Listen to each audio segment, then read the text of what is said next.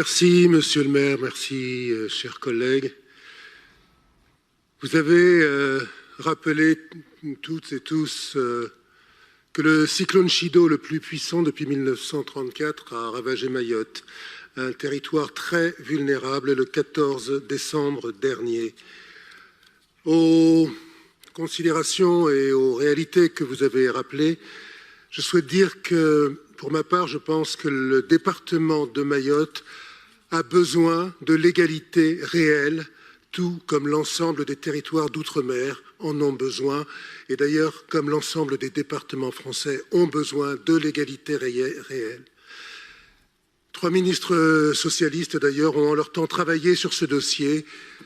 Il reste à mettre en œuvre leurs préconisations et à améliorer le sort de nos compatriotes de Mayotte et des territoires d'outre-mer. Le bilan humain officiel du cyclone Chido, 29 victimes, laisse rêveur. Tant l'archipel a été dévasté.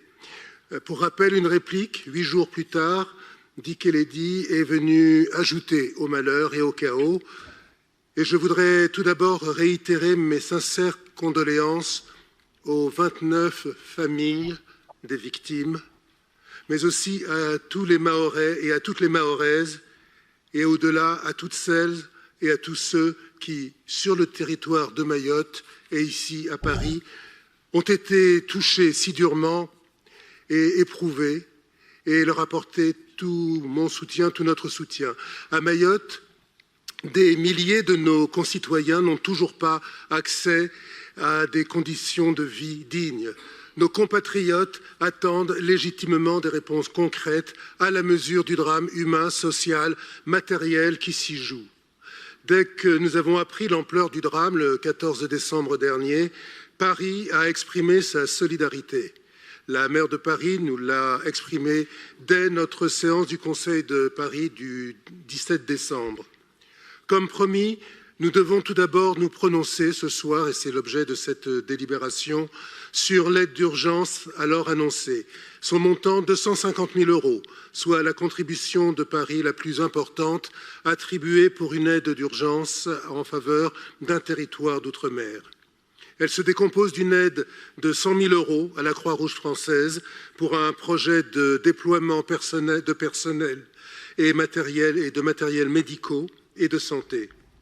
100 000 € à la protection civile pour une intervention principalement axée sur la potabilisation de l'eau et l'approvisionnement en eau, et 50 000 € à l'ONG Acted pour la mise en place de cantines solidaires dans les quartiers et la restauration des personnes sans hébergement. Comme la maire de Paris l'a annoncé le 17 décembre, la cellule de crise de la ville, mise en place notamment au moment des JO, des Jeux olympiques et paralympiques, a été activée le soir même. Les différentes directions de la ville de Paris ont pu recenser rapidement tous les moyens matériels et humains pouvant être déployés pour accompagner les opérations humanitaires et de reconstruction en lien avec les autorités locales et les services de l'État. Et je veux ici remercier la délégation générale à l'outre-mer et le secrétariat général et l'ensemble des directions de la ville pour leur mobilisation exemplaire. Diverses actions ont immédiatement été mises en place. Dès le 18 décembre, une veille téléphonique, le 3975, pour répondre aux besoins urgents, une large information aux Parisiens pour faciliter leurs dons aux ONG de leur choix. L'hébergement d'urgence de familles mahoraises présentes à Paris ne pouvant rentrer chez elles. La délégation de Léa Filoche, que je souhaite remercier pour son aide et son accompagnement. Un soutien aux étudiants mahorais en lien avec le Crous et les associations de solidarité étudiante. Merci à Marie-Christine Lemardelet.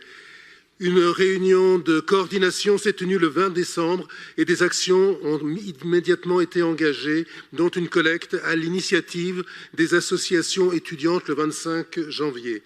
Nous avons aussi pris en compte les agents ultramarins de la ville et répondu à leurs sollicitations.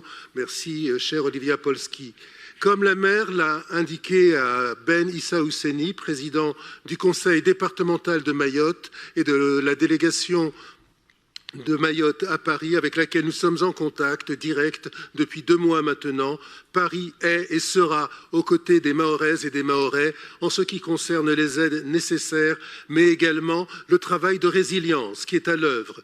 À titre d'exemple, la DJS, merci à Pierre Rabadan et Karim Ziadi, accueillera et hébergera la semaine prochaine au CISP Ravel une équipe de 15 jeunes Mahorais venus en compétition pour les championnats de France de kickboxing. La vie doit reprendre à Mayotte.